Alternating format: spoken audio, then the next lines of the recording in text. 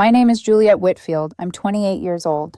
For the past 18 months, I've been living with my boyfriend, Ethan, who's 26. We've been together for 3 years in total. Until last Tuesday, I thought I knew where we were headed. Marriage, a shared future, maybe even kids one day. But everything changed that night. We were sitting in the living room. The TV was on, but muted, like he'd silenced the world just so I'd hear him. His hands fidgeted with the hem of his sweatshirt, a nervous tic I'd seen 1,000 times. My stomach already knew something bad was coming before his mouth opened. "Juliet," he said softly, not quite meeting my eyes. "I like you, but I'm not in love with you." My pulse stopped. For a second, the room tilted like gravity had shifted. I forced a smile, even as my chest tightened. "Thanks for the clarification," I managed, my voice steady, though every word tasted like iron. His shoulders relaxed in relief. That relief burned. He explained himself, like this was some noble act of honesty. He said he cared about me deeply, loved my company, loved living together, but the spark, that romantic love, wasn't there, maybe never had been. "Don't get me wrong," he added quickly, panic flashing across his face, as though I might leave right then. "I don't want us to break up. I love what we have. I just wanted to be honest." I nodded, trying to appear calm. Inside, my thoughts spiraled. "So you want the home we built? The dinners I cook? The comfort of my arms, the warmth of our shared bed, but none of the love that makes those things real." "Okay," I said simply. No tears, no raised voice, just one word. His face brightened, like he'd passed some test. He even hugged me before settling on the couch to watch his show, relieved to have confessed. I didn't join him. I excused myself, went to our bedroom, and stared at the ceiling for hours. Sleep refused to come. His words replayed on a loop, each time sharper. He likes me, but he's not in love with me. He wants everything to stay the same, but without love tethering us together. The cruelest part? He thought honesty was enough to excuse it. By morning, my decision was made. If Ethan wanted to treat me like a roommate he liked, then that's exactly what I'd become. When I woke, I didn't kiss him good morning. I didn't text him at work like I usually did. When he asked what I wanted for dinner, I replied, "I'll grab something on the way home. Thanks." Not cold, just neutral. That day, I canceled the standing flower order I'd been keeping for him. $12 a week for 2 years. Flowers he sometimes noticed, sometimes didn't. Why buy flowers for a roommate? That evening, he'd made dinner anyway. We ate, chatting about work like colleagues. When he tried to cuddle me on the couch, I gave him a polite side hug and moved to the armchair. His eyes flickered with confusion, but he said nothing. By Thursday, I deep cleaned the apartment and reorganized everything. My toiletries moved into the hall bathroom. The guest room, his so-called office, was suddenly mine. My bed, my desk, my space. When he came home, I told him matter-of-factly, I thought we should have our own spaces since we're basically roommates who like each other. His face twitched, eyes widening. "Roommates?" "Well, yeah," I said evenly. "You like me, I like you. We share living space. That's what roommates do." He stumbled, clearly flustered. "We're still together, Juliet. We're still dating." I tilted my head, genuinely curious. "How does that work if you're not in love with me?" He stammered something about couples who stay together without being in love, about relationships evolving. "That sounds like friendship with benefits," I replied coolly, "and I'm not interested in that arrangement." He fell silent, but I could see the panic beginning to bloom in his eyes, like he realized the words he'd spoken so carelessly were coming back to cage him in. Friday. Things escalated.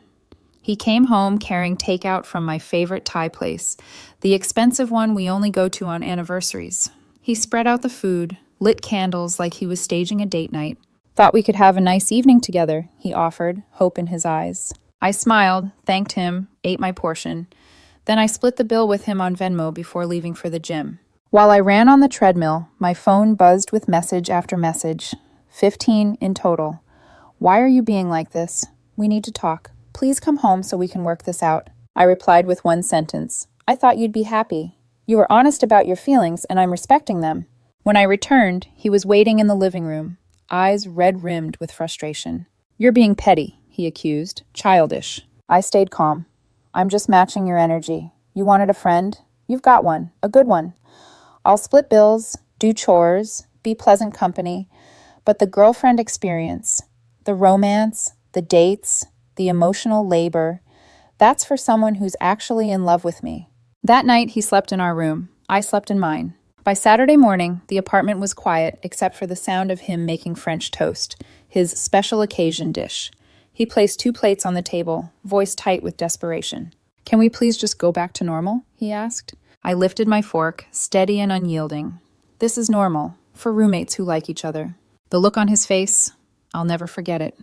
Like he was suddenly realizing the trap he'd built for himself. He accused me of punishing him for being honest. I told him I wasn't punishing anyone. I was just being honest too. Honest about what I'm willing to give to someone who only likes me. It had been 4 days, and already the cracks were showing. What he didn't realize was that this was only the beginning. By Monday, it was clear Ethan hadn't expected me to take his words literally. He thought "I'm not in love with you" was some abstract truth that would float harmlessly in the air. But I'd pulled it down, sharpened it, and used it to redraw the boundaries of our life. That morning, I left for work without the usual ritual. No "sleep well, babe" text, no good morning kiss. When his message came in around noon, "Lunch later?" I stared at it before replying. "Already ate, thanks." Polite, distant. Exactly what you'd say to a coworker or a neighbor, not a partner. At first he seemed confused, then restless. That evening, he'd made dinner again. He was trying hard, overcompensating. Garlic butter chicken, roasted vegetables, even chilled white wine. I sat at the table, thanked him warmly, and ate my portion. But when he leaned across the table to brush my hand, I pulled mine away as though it were instinct. His face fell. "Juliet," he said, his voice searching. "Why are you acting like this?" I smiled. "Like what? I'm just matching the energy you gave me." I stood, rinsed my plate, and carried it to the dishwasher. He watched in silence, the weight of his own honesty pressing down. By Wednesday, the apartment no longer looked the same. I'd stripped away every trace of us. My shampoo bottles lined neatly in the hall bathroom, my pillow missing from our bed. The guest room had transformed into my office/bedroom, desk lamp glowing late at night while I typed notes into my journal. It felt symbolic, a separation without leaving. Ethan noticed immediately. "Why'd you move your stuff?" he asked, lingering at the doorway, his tone defensive. I didn't even look up from my laptop. I thought it made sense.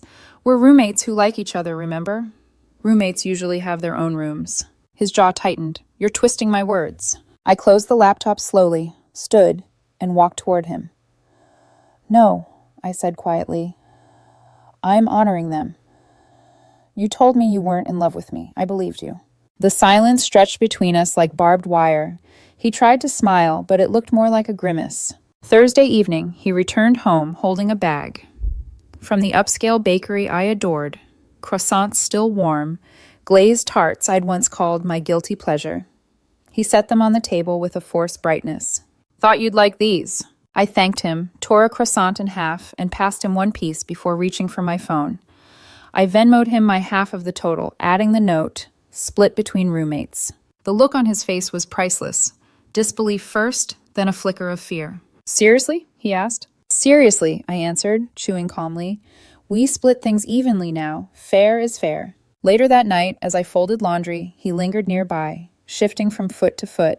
Finally, he blurted, "You're being ridiculous. We're still together, Juliet. Stop acting like I'm just some guy you share rent with." I folded a towel, laid it neatly on the pile. "Are you in love with me, Ethan?" I asked, without looking at him. He froze. His silence was louder than any answer. I looked up finally, met his eyes. "Then stop asking me to pretend." His mouth opened, but no sound came. He turned and left the room, the door slamming harder than he meant. By Friday, he'd grown frantic. I came home to find the dining table covered in takeout from my favorite Thai restaurant. Green curry, pad thai, mango sticky rice. The same spread he used to order for anniversaries. Candles flickered, music played softly from his phone. He looked up at me, hopeful, like a man trying to rewind time. "Let's have a nice night together," he said gently. I sat, ate my portion, and thanked him. Then I opened my phone, split the bill on Venmo again, and excused myself to go to the gym. The treadmill buzzed beneath my feet as my phone lit up again and again. 15 messages in 20 minutes. "Why are you doing this? We need to talk. Please come home, Juliet. We can fix this." I answered only once. "I thought you'd be happy. You were honest about your feelings. I'm respecting them." When I returned, he was pacing the living room, hands tugging at his hair. "You're being cruel," he snapped as I walked past. I paused, turned. "No, Ethan. I'm being consistent. You wanted a friend. You have one. I'm friendly, respectful, clean, and quiet. What I won't be is a girlfriend to someone who doesn't love me." His face crumpled in frustration, but I held his gaze without flinching. It wasn't cruelty. It was clarity. And for the first time, I realized just how powerful clarity could be. Monday morning began with something I hadn't expected. Ethan reaching for me in bed. His hand brushed my hip, his lips hovering by my shoulder. "Juliet," he whispered, trying to sound tender, the way he used to when we were new. I froze. The memory of his confession slashed through me. "Not in love with you. Maybe never was." I pulled away slowly. "No." His eyes snapped open, confused. "What? Why not?" I sat up, tugging the sheet around me like armor. "Because I don't sleep with people who don't love me." He laughed nervously, like I was joking. But when my expression didn't change, the laughter died. "People have casual sex all the time," he argued, voice rising. "Sure," I said evenly, "but not me. Not with you. Not after what you said." His face darkened. "We've been doing this for 3 years, Juliet." "And for 3 years," I countered. "I thought we were in love. That changes everything." The silence was thick, suffocating. He rolled away from me, muttering under his breath. But I heard it anyway. "You're punishing me." By Tuesday, the financial cracks surfaced. For months, no, years, I'd covered dinners, concerts, weekend getaways, all on my card. Ethan would promise to pay me back later. Later never came. I let it slide because I loved him. But roommates don't run tabs with each other. So I opened Venmo and sent him an itemized request. 3 months' worth of shared expenses. Total, $1,847.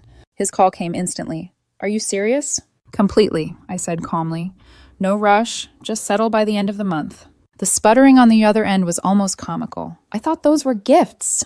"That's what boyfriends do," I reminded him. "But you're not my boyfriend anymore. You're my roommate, and roommates split costs." Click, he hung up without another word. Wednesday night, his best friend Aaron came over. A setup, I realized immediately. Ethan had called in backup. We ordered dinner, Dutch treat, naturally. Halfway through the meal, Aaron leaned forward, eyes sharp. "You're being cold, Juliet. He was just being honest about his feelings. Relationships evolve." I set down my fork, leveled my gaze at him. "Would you date someone who told you outright they weren't in love with you?" Aaron faltered. "Would you still buy flowers, plan dates, pour your energy into them while knowing they didn't feel the same?" The silence at the table was brutal. Aaron shifted, suddenly fascinated by his plate. Ethan kicked him under the table, but it wasn't subtle. I smiled thinly and finished my meal. The conversation never recovered. Thursday brought the next collapse. Ethan's car broke down. Major repairs. Over $2,200. For the past 2 years, I'd quietly helped cover emergencies like this. That's what partners do. But I wasn't his partner anymore. He texted, "Babe, can you spot me? Promise I'll pay you back." I stared at the word babe. It felt like a dead leaf drifting in from another season. I replied, "Sorry, that's a lot. Maybe ask your parents or Aaron, or work out a payment plan with the mechanic." His response was instant. "I don't have the credit for a plan. You've always helped me with this stuff." "I used to help my boyfriend," I typed back. "Roommates don't cover each other's major expenses." He didn't reply. The next morning, I watched from the window as he called an Uber. $47 each way to his office. I almost felt sorry for him. Almost. That weekend, the house felt heavier than ever. He hovered constantly, cooking, cleaning, offering drinks, forcing conversation. Finally, late Saturday night, he broke. Tears welled in his eyes as he leaned against the doorframe of my new room. "I didn't mean it like that, Juliet. When I said I wasn't in love with you, I was just confused, maybe depressed. I do love you. I'm in love with you." I looked up from my notebook, unimpressed. "So were you lying then, or are you lying now?" The question cut him in two. His tears stopped instantly, replaced by anger. "You're manipulating me." I reached for the notebook on my desk, flipped to a page dated 2 weeks earlier. I'd written everything he'd said the night of his confession, word for word. I read them aloud. "You told me, I like you, but I'm not in love with you. I never was. I want nothing to change." His mouth opened, but I wasn't finished. I held up my phone and showed him the message he'd sent his sister that night. "Finally told Juliet I'm not in love with her. Feels good to be honest." Silence. He turned pale. "You weren't being honest," I whispered, leaning back in my chair. "You were playing with me, and now you're drowning in your own words." His eyes blazed, but he said nothing. He just left, the slam of the door echoing down the hall. The truth was settling into his bones. And though he'd never admit it out loud, I could see it written in his eyes every time he looked at me. For the first time in our relationship, he was losing control. Sunday morning began deceptively quiet, the kind of silence where you think things might settle, but underneath, something's brewing. When I stepped into the living room, Ethan was sitting on the couch with his phone in hand, staring at me like a man who'd rehearsed a speech all night. "You're being cruel," he said finally. His voice was trembling, but laced with accusation. "You're punishing me for being honest." I crossed my arms. "No, I'm treating you exactly how you told me to. You said you weren't in love with me, so I adjusted." He shook his head violently, eyes flashing. "That's not what I meant." But I was ready.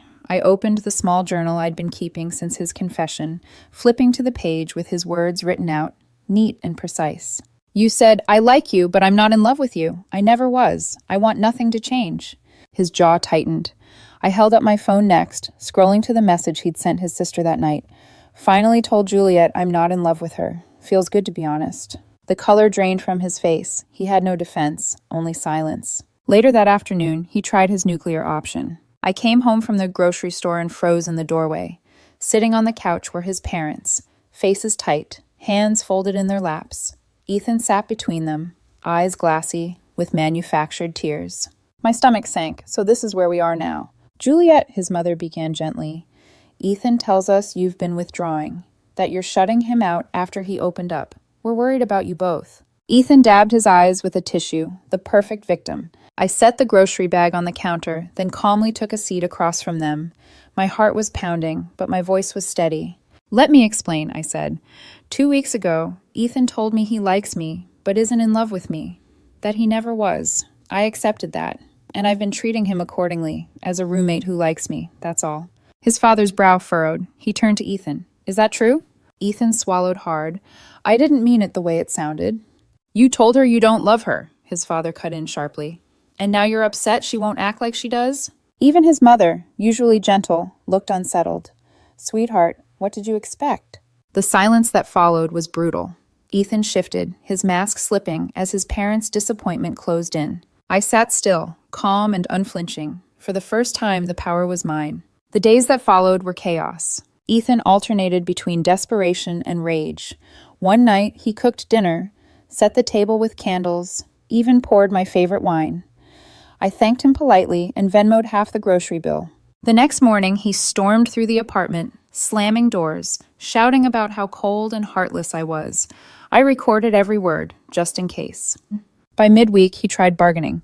"Maybe we can go to couples therapy. Start fresh. I'll do better. I'll figure out my feelings." I stared at him. "I don't need therapy to know I deserve someone who's in love with me." His eyes filled with anger again, but beneath it, there was something else. Fear. He was realizing he had no leverage left.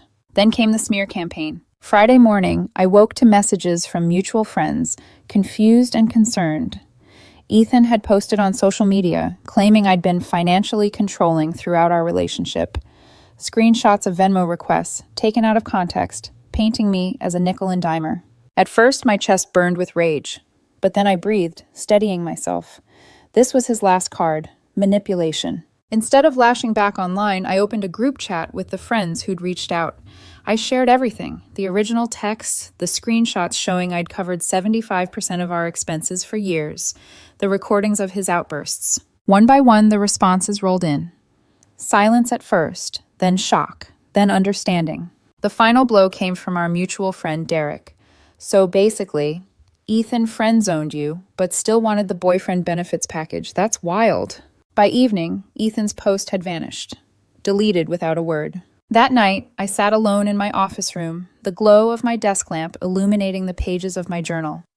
I wrote one sentence, my hand steady, my heart strangely calm. For the first time in years, I'm not afraid of losing him. I'm relieved by the thought. Because somewhere in the firestorm of accusations, defenses, and desperate attempts, I'd stopped seeing him as my partner. I saw him for what he really was, a man terrified of living with the consequences of his own honesty. And I was no longer willing to shield him from that truth. By Saturday morning, the smear campaign had fizzled. Ethan deleted his post, but the damage wasn't to me. It was to him. Mutual friends stopped reaching out. A few even apologized privately, embarrassed they'd believed him at first. And Ethan? He could feel the walls closing in. That day, he tried a new tactic. When I came home from errands, the apartment smelled like rosemary and garlic. He'd made steak, perfectly seared, medium rare, with roasted potatoes on the side. He'd even bought my favorite craft beer, the one I always said was too expensive. He greeted me with a forced brightness, apron still on. Surprise! Thought we could have a nice night in. I thanked him, sat down, and ate. Then I quietly reached for my phone and Venmo'd him my half. The smile on his face cracked, just a little. Sunday was worse. He didn't bother with charm. He went straight to anger. "You've humiliated me," he spat, pacing the living room like a caged animal. "In front of my parents, in front of my friends. You're a sociopath, Juliet. Cold, manipulative." I sat in the armchair, legs crossed, recording the entire thing on my phone from my lap. My voice never rose. "All I've done is take you at your word, Ethan. The rest? That's you unraveling." He stopped mid-rant, chest heaving, eyes burning. For a moment, I thought he might throw something, but then he stormed into the bedroom and slammed the door instead. By Monday, the pendulum swung again. He emerged quiet, almost meek, his voice soft as he stood in my doorway. "Maybe we could try again. Go to therapy. I'll figure myself out. We'll start fresh. Please, Juliet." I closed my laptop slowly, looked him dead in the eyes. "No, I don't need therapy to know what I deserve. I deserve someone who loves me without conditions, without tests." His lips trembled, but I didn't waver. He turned away without a word. Tuesday brought silence. Ethan barely left his room. No clattering pans, no fake smiles, no desperate attempts at charm, just silence thick enough to smother. By Wednesday, Chloe, his closest friend, showed up. She gave me a look of pure disdain as she set down her bag. Ethan had clearly spun her a story. "Juliet," she said, arms folded, "don't you think you're being a little harsh? He was just being honest. Relationships change." I smiled faintly, poured her a cup of coffee, and asked, "Chloe, would you want your boyfriend to tell you he's not in love with you, and then still expect you to act like everything's the same?" Her lips parted, but no answer came. I leaned in, voice quiet but sharp. "Would you keep cooking for him, covering bills, loving him with everything you have, knowing he didn't love you back?" The silence stretched. Chloe's eyes flicked toward Ethan, who was glaring at me from the couch. She grabbed her coffee, muttered something about needing to go, and left. Ethan's face was pure fury, but behind it, I saw something else. The sting of abandonment. He'd thought Chloe would rescue him. She hadn't. Thursday night, the storm hit. I woke at midnight to buzzing on my phone. Dozens of notifications. Texts from mutual friends. Screenshots. Disbelief. Ethan had gone back to social media. This time, his lies were worse. He claimed I'd isolated him, manipulated him, controlled him financially.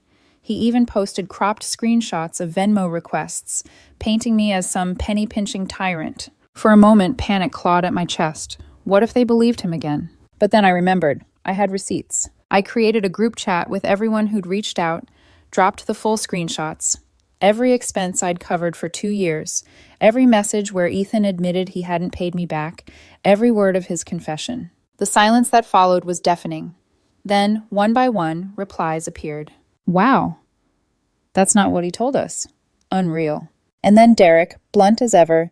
"So he basically friend-zoned you and still wanted the girlfriend benefits package. That's insane." By the next evening, Ethan's post was gone. Not just deleted, scrubbed, like he knew the narrative had slipped through his fingers for good. That weekend, he didn't try charm or rage or bargaining. He simply shut down.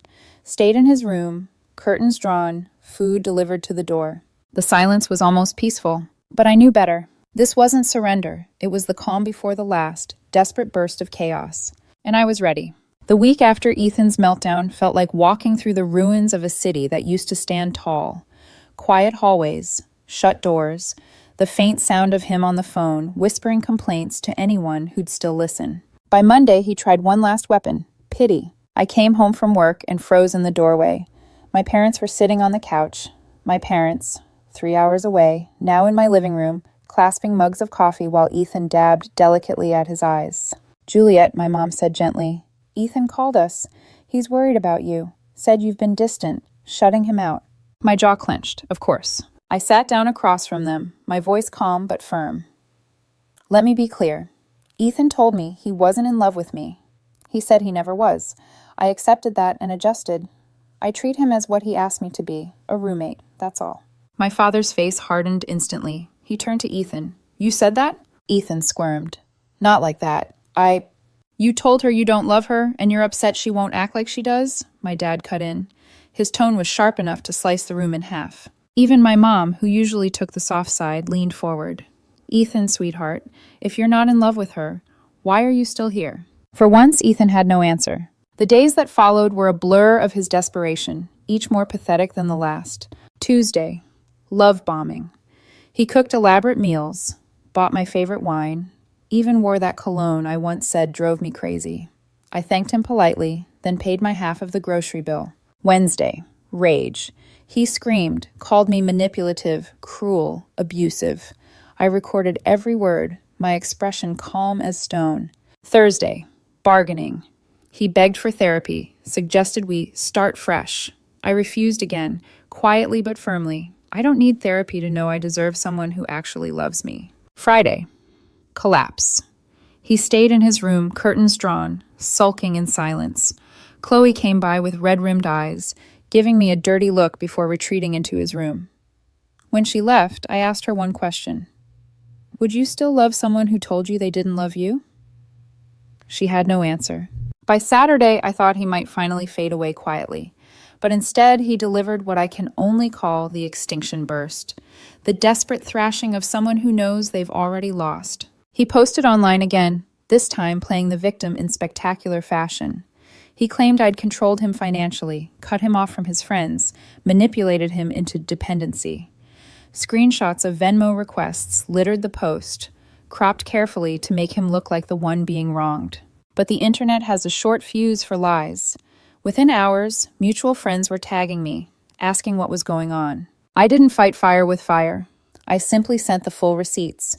Every expense I'd covered, every text, every word of his confession.